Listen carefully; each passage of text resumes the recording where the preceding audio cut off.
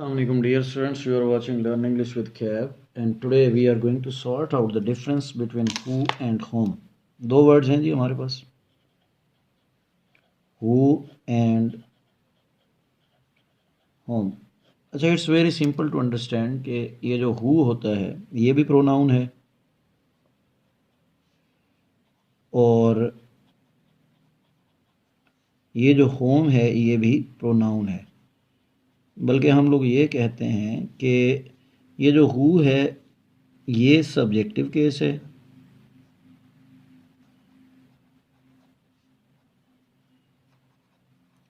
और ये जो होम है ये ऑब्जेक्टिव केस है। समझ रहे हैं जी?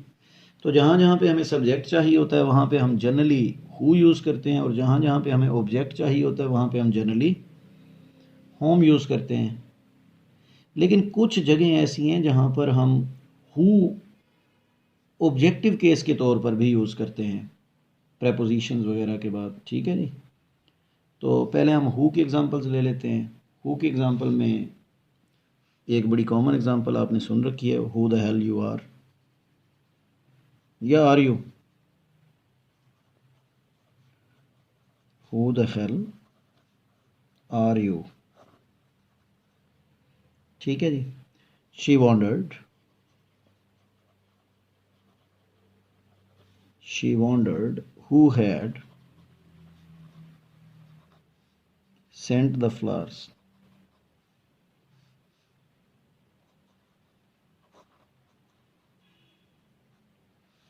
She wondered who had sent the flowers. ठीक हो गया जी? अच्छा, इसके अलावा जो है अगर हम होम की एग्जांपल लेते हैं तो उसमें हम लोग कहते हैं कि home she hadn't spoken, whom she hadn't spoken to in 20 years. असल में ये है कि she hadn't spoken to whom, ये spoken की मैंने स्पेलिंग में गड़बड़ की है, इसको देख लें। तो ये असल में यहाँ से सेंटेंस शुरू हो रहा है, she hadn't spoken to whom। ठीक है जी? ये टू प्रेपोजिशन था तो प्रेपोजिशन के बाद ऑब्जेक्टिव केस आता है, जनरली हमने सीखा हुआ है। तो ये शुरू में आ गया लेकिन असल में we needed an objective case here. इसी तरह से अगर तो हमारे पास एक सेंटेंस आ जाता है कि none of home,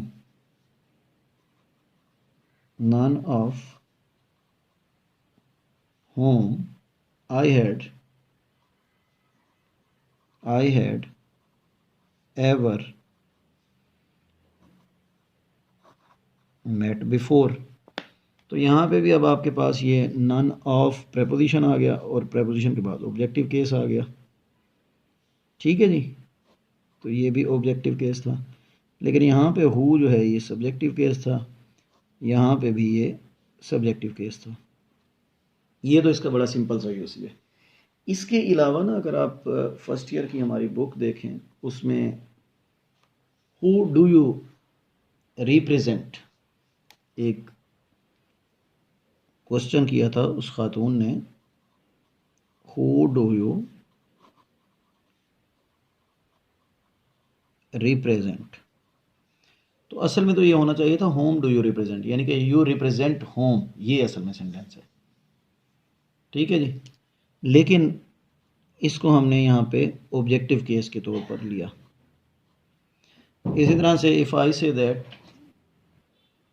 in the same way हमारे पास एक और एग्जांपल हो सकती है, who do you who did you send it, who did you send it to. तो ये भी हमारे पास बेसिकली ऑब्जेक्टिव केस है। You send it to whom, ये देखें ना इस टू के बाद you send it to whom, ये बनता था ऑब्जेक्टिव केस।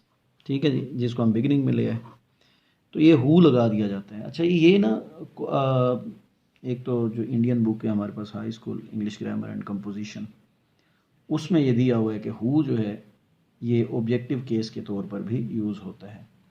लेकिन याद रखिएगा कि हमारे पास कुछ सर्टन फ्रेजेस होती हैं, जैसे हमने कहा कि सम ऑफ है, वन ऑफ है, नन ऑफ है।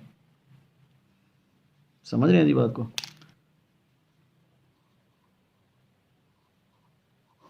सम ऑफ होम ही आएगा, इसी तरह से नन ऑफ होम ही आएगा, इसी तरह से वन ऑफ होम ही आएगा। समझ रहे हैं जी बात को? तो इसमें अब हु नहीं आता मोस्ट प्रोबेबली। ठीक है जी, तो ये है जी आज का हमारा lesson. Thank you very much for watching learn English with cap. Will see you tomorrow इंशाल्लाह। टेक केयर, अल्लाह हाफिज़।